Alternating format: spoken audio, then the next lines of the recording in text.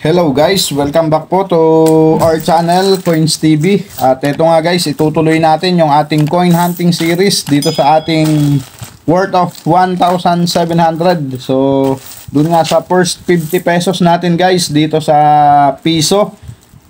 Naka-jackpot agad tayo, isang year 2003 na Frost at 1997 na error coin yung ating nakuha, yung non-magnetic.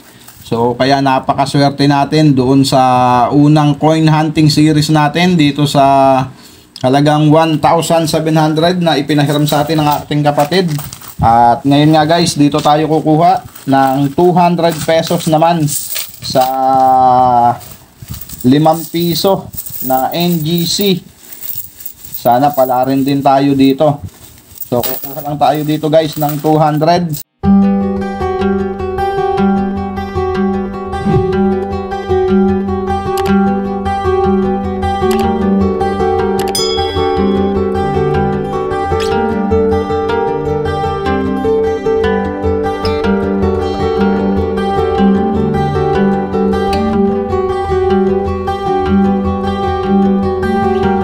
So ayan guys, 200 at hinati na natin sa dalawang batch. At ngayon pa lang guys, nakakakita na ako ng ating maitatabi.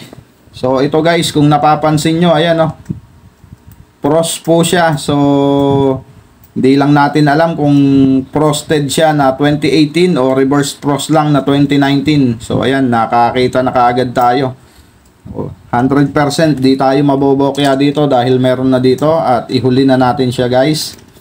At dito tayo magsimula. Sana pala rin tayo ng error kung suswertehin tayo guys. So ang hinahanap natin dito ay error at yung mga frosted at reversed frost ng 2019. So ayan guys, pero syempre bago tayo magsimula, maraming salamat sa aking mga subscriber na patuloy na nagtitiwala at sumusuporta sa ating channel.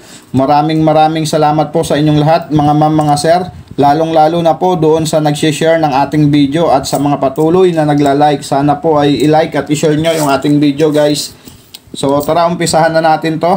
Ayan, frosted type din po to. So tignan nyo, hindi sila naglalayo. Yun no, yung parang yellow na yun. So, okay. Ang ating first coin, nonagonal na year 2019. 2019 ba? Year 2020 pala guys. At kumpleto na rin tayo niyan. Ang hindi pa tayo kumpleto dyan ay year 2021 sa nonagonal na yan. So, common. Same lang sila, 2020. At ang ating next coin, year 2019 na round type. So kala ko frost ulit. Okay, next coin, year 2018. So frosted ang hinahanap natin dyan sa year 2018 na yan, common. At ang ating next coin, nonagonal type na year 2020. So, nagdagsa na rin yung year 2020 at ano meron dito. So, scotch tape lang pala. At ang kanyang taon ay, so hindi ko ganong makita. Sisilipin ko lang guys, year 2019. At wala naman special sa kanya guys. So, kara ko error coin. So, hayaan na natin dyan yan. At ang ating next coin, year 2018,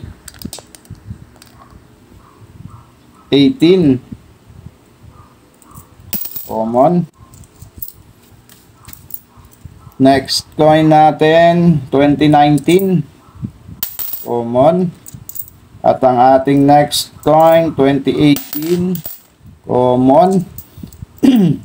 At maraming salamat din sa mga kapwa ko coin hunter at sa mga idol natin na coin collector. Maraming salamat po mga ma'am, mga sir, sa suporta dito sa ating channel. At proceed na nga tayo dito guys sa ating coin hunting. So sisilipin ko lang ulit to guys, di ko ganong makita. Year 2021. At atin tong itatabi. Okay, diyan ka lang. Meron pa lang tayo nun, 3 yata, kung di ako nagkakamali. Kaya itatabi natin yan. On. Next coin, year 2020, common. And we have year 2019. So, pros din to guys. Yan. Okay, may isang reverse pros na tayo at meron pa tayo dun. Next coin, 2018, common. Next coin, we have year 2018 again. And ang ating last coin dito sa ating first batch, guys, year 2019. So, ayan. At eto, nakadali na tayo ng isang reverse pros na year 2019. At may bonus na year 2021. So ang hula ko dito guys, common lang din tong year 2021 na to. Kasi nakaka-apat na tayo, pang-apat na to. So comment down below guys kung marami din ba sa lugar nyo nito ang year 2021 na nonagonal. So dito sa amin parang medyo dumadami na siya. Dahil nakaka-apat na tayo guys. So nung una mahirap din dito makita yan. At eto na nga guys ang ating second batch sa ating coin hunting. At ayan, kitang kita nyo ang pros. So sana year 2018 to. Dahil ang medyo mahirap makita dito guys na pros, yung year 2018 na frosted. So harap at likod pros sila. At syempre bago tayo magsimula dito sa ating second batch, baka po hindi ka pa nakasubscribe sa ating channel. So pasuyo na po ng subscribe button guys dyan sa ibaba. At yung notification bell, wag mo pong kakalimutan para po updated ka po sa mga coin hunting series natin at coin update dito sa ating channel. So tara guys, umpisahan na natin tong ating second batch. Sana year 2018 tong pros na to. Pag pros tong harap, so automatic yan 2018. At ayan nga, hindi guys. So year 2019 to, ayan, reverse pros. So tingnan nyo po ang pagkakaiba. Ayan o, wala. Pero dito, ayun. Yun po ang katangian ng pros. Ayun, yung liwanag na yun na parang yellow. So dito po sa harap, wala o. So year 2019. So ayan, malinaw. At nakadalawa tayo ngayon guys na reverse pros na 2019. At proceed na tayo dito sa ating coin hunting. We have 2019. So hindi siya pros. Next coin, year 2019 again. Common. At ang ating next coin, another 2019. Common. Next coin natin, 2018. Common. At ang ating next coin, year 2020. Napakaganda talaga ng mga nonagonal natin. Frosted type. So, ang ating next coin, 2018. Common. Next coin, year 2018. Common. Ang ating next coin 2018 common, and another 2018. At ang ating next coin year 2020 na nonagonal. Next coin natin 2019. So common. At ang ating next coin 2017 common. At hanggang sa ngayon may nag-aalok sa atin nito. So ito na lang ang ating i-update guys. Ang year 2017 na round type na 5 piso. Pagtapos natin dito, so i-update natin ang year 2017.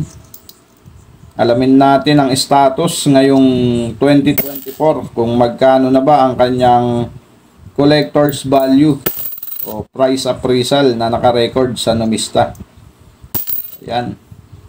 Next coin, year 2018. Common. At ang ating last coin guys, so hindi siya pros. Year 2020. Ayan. At ito ang ating hunt. Dalawang reverse frost at isang year 2021 guys. Napakaganda pa nung pagka-frost nito. So ayan o, kitang kita talaga. 2019, dalawa. At i-update nga natin to guys. Itong year 2017 na 5 piso na NGC. So punta lang tayo sa ating kaibigan na si Mang Google guys at alamin natin ang status ng bariyang 5 piso 1997. So ayan, punta ulit tayo dito kay Mang Google at i-type natin dyan ang 5 piso NGC Numista. So ganun lang guys at enter.